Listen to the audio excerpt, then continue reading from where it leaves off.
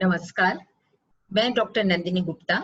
इस video lecture के माध्यम से आज हम चर्चा करेंगे केंद्रीय प्रवृत्ति के तीसरे माप बहुलांक मोड के संदर्भ में।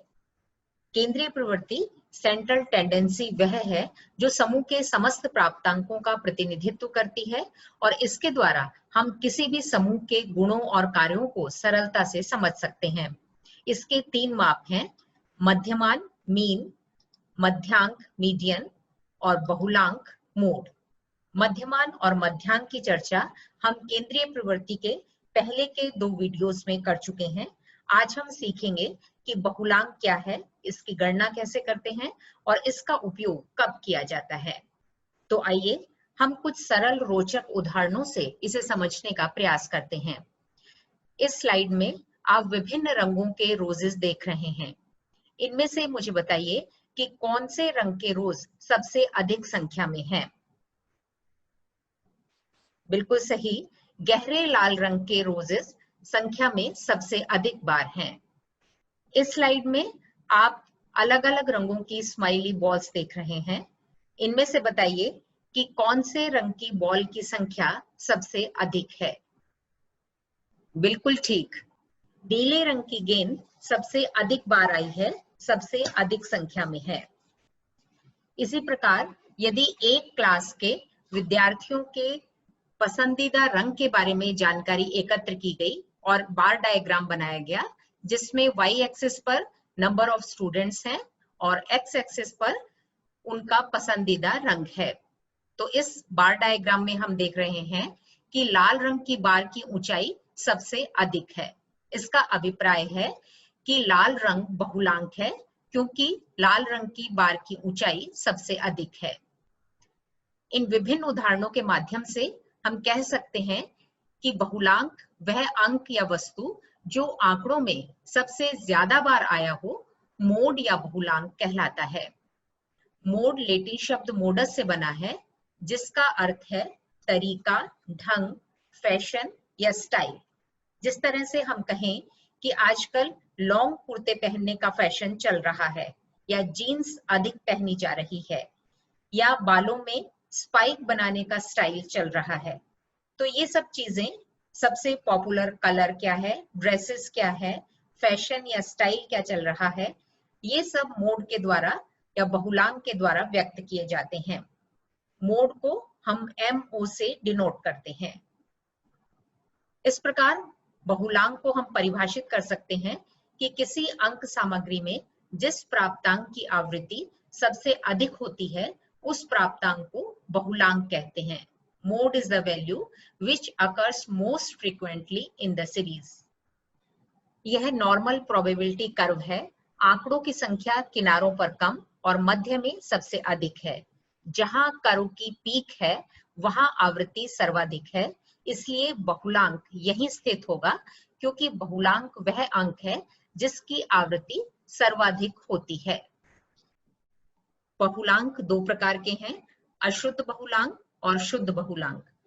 अशुद्ध बहुलांक जिसे कि केवल निरीक्षण मात्र से ज्ञात किया जाता है, और शुद्ध बहुलांक जब हम आवृत्ति वितरण में आंकड़ों को व्यवस्थित करके सांख्यिकीय सूत्र द्वारा बहुलांक की गणना करते हैं, तो उसे शुद्ध बहुलांक कहते हैं। अशुद्ध बहुलांक जब आंकड़ों की संख्या कम हो और इनका केवल निरीक्षण मात्र से बहुलांक ज्ञात किया जाए, तो ऐसा बहुलांक अशुद्ध बहुलांक होता है।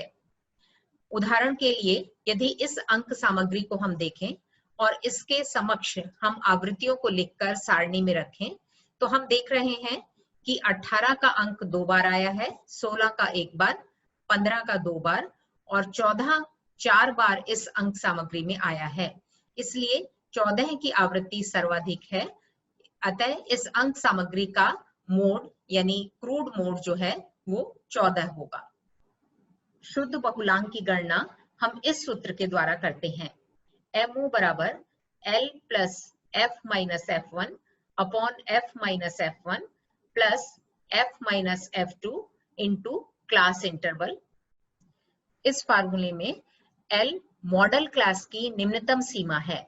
मॉडल क्लास हम उसे कहते हैं जिस क्लास की आवृत्ति सर्वाधिक होती है। F मॉडल क्लास की आवृत्ति है और F1 प्री मॉडल क्लास की आवृत्ति है। प्री मॉडल क्लास यानी मॉडल क्लास से पहले की जो क्लास है उसकी आवृत्ति। F2 मॉडल क्लास के बाद की क्लास यानी पोस्ट मॉडल क्लास की आवृत्ति। और CI वर्गांतर का आकार, क्लास इंटरवल। अब हम बहुलांक की गणना को एक उदाहरण से समझने का प्रयास करते हैं। हमारे समक्ष ये सारणी दी गई है।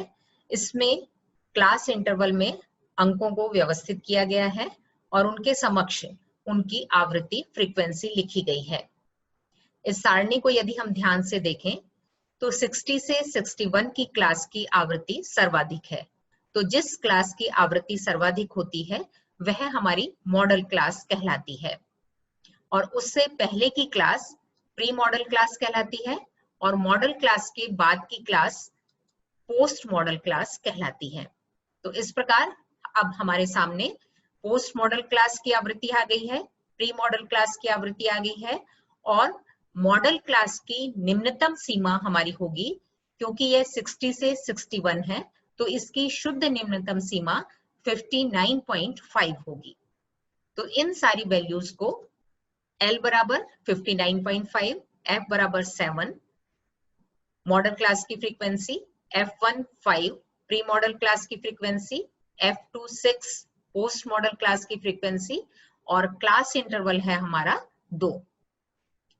अब इन वैल्यूज को हम फार्मूले में रखते हैं। 59.5 plus 7 minus 5 upon 7 minus 5 plus 7 minus 6 into 2। अब इसे सरल करने पर 59.5 प्लस 7 माइनस 5 2 आया हमारे पास, into 2 upon 7 minus 5 2 plus 7 minus 6 1, ये हमारा 2 प्लस 1 हो गया 3।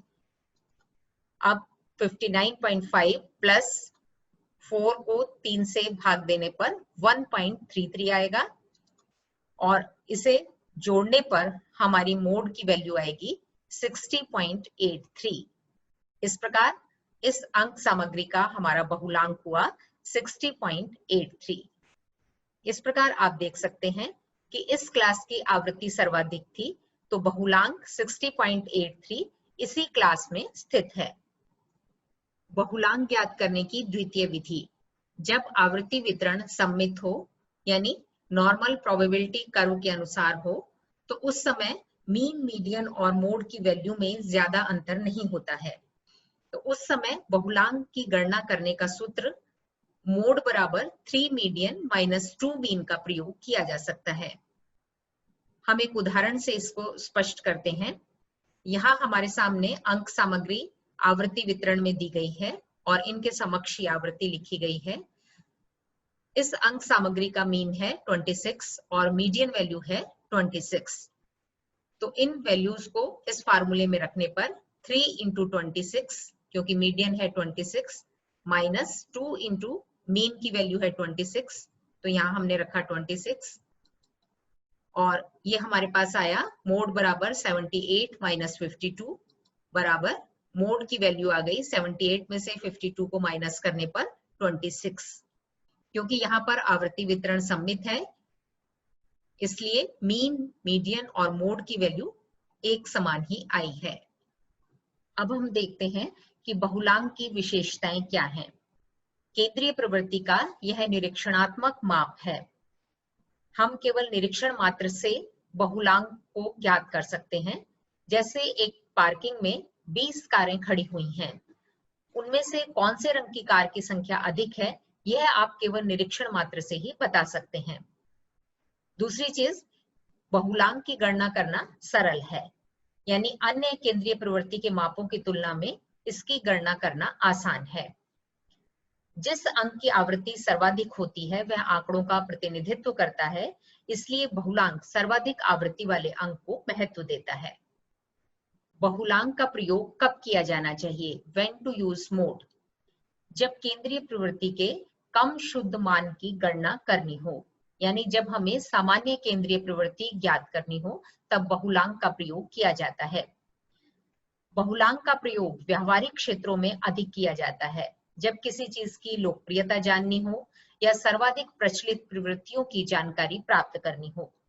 जैसे मैं एक उदाहरण आपके समक्ष दूं कि YouTube पर किस वीडियो को सर्वाधिक बार देखा गया, उन व्यूअर्स की संख्या उस वीडियो की लोकप्रियता को दर्शाती है। इसी प्रकार किस इंस्टाग्राम पोस्ट को सर्वाधिक लाइक्स मिले, तो लाइक्स की संख्या उस पोस्ट की लोकप्रियता को दिखाती है, यानी वह बहुलांक में है। इसी तरह से हम देखें कि यदि किसी फ्लेवर की कोल्ड ड्रिंक की बिक्री सबसे अधिक हो रही है, यानी उसकी सेल सबसे ज्यादा है, तो उसकी सेल की संख्या ये दर्शाती है कि उस ड्रिंक को सर्वाधिक पसंद किया जा रहा है। यदि एक पर्टिकुलर डिजाइन के कॉलर की शर्ट की बिक्री सर्वाधिक है, तो वह स्टाइल सबसे अधिक ट्रेंड में है। तो इन स्थितियों में बहुलांक ज्ञात किया जाता है या बहुलांक का प्रयोग किया जाता है। जब हमारे पास वितरण अपूर्ण हो या अधूरा हो, पूरे आंकड़े उपलब्ध नहीं हो, तो उस समय भी मोड ज्ञात किया जाता है। इसके बाद कि जब केंद्रीय प्रवृत्ति की गणना शीघ्रता से करनी हो, तब भी हम बहुलांक का प्रयोग करते हैं। अब हम देखते हैं कि केंद्रीय प्रवृत्ति के इन तीनों मापों मध्यमान, मध्यांक और बहुलांक में क्या अंतर है।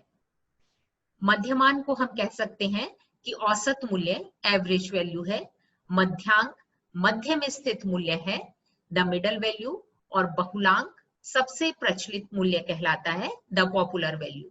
मध्यमान को हम केंद्रीय प्रवृत्ति का सबसे अधिक विश्वसनीय मूल्य कह सकते हैं। मध्यांक मध्यमान की अपेक्षा कम शुद्ध होता है और बहुलांक सबसे कम शुद्ध मूल्य है। मध्यमान की गणना करना अन्य दोनों मापों की तुलना में कठिन है। मध्यांक की गणना करना कम कठिन है और बहुलांक की गणना करना सरल है। मध्यमान क्योंकि सबसे शुद्ध और विश्वसनीय मान है, इसलिए अनुसंधान कार्यों में मध्यमान का प्रयोग किया जाता है। मध्यांक का प्रयोग सांख्यिकीय विश्लेषणों में किया जाता है और बहुलांक का प्रयोग प्रचलित प्रवृत्तियों का पता लगाने में किया जाता है। मध्यमान का प्रयोग उस समय करना अधिक उपयुक्त होता है या उस समय यह अधिक प्रतिनिधित्वकारी होता है जब वितरण सामान्य होता है, लेकिन जब वितरण अपूर्ण हो या असामान्य हो, तब मध्यांक का प्रयोग करना अधिक उपयुक्त होता है। इसी प्रकार बहुलांक भी वितरण के अपूर्ण होने या असामान्य होने पर अधिक प्रयुक्त किया जाता है। मध्यमान का प्रयोग हम तब करते हैं जब दिए गए आंकड़े अंतराल स्तर, इंटरवल स्केल और रेशो स्केल पर होते हैं, तब हम मध्यमान का प्रयोग करते हैं। जब आंकड़े क्रमात्मक स्तर पर होते हैं यानी ऑर्डिनल स्केल पर होते हैं, तब मध्यांक का प्रयोग किया जाता है, और जब आंकड़े नामात्मक स्तर के होते हैं, तब हम यानी नॉमिनल स्केल के होते हैं, तब बहुलांक का प्रयोग करते हैं। इस वीडियो में हमने बहुलांक की गणना और उसके उपयोगों के बारे में जाना। बहुलांक को स्पष्ट करने में मेरा यह वीडियो अवश्य ही आपको रोचक लगा होगा। Thank you for watching.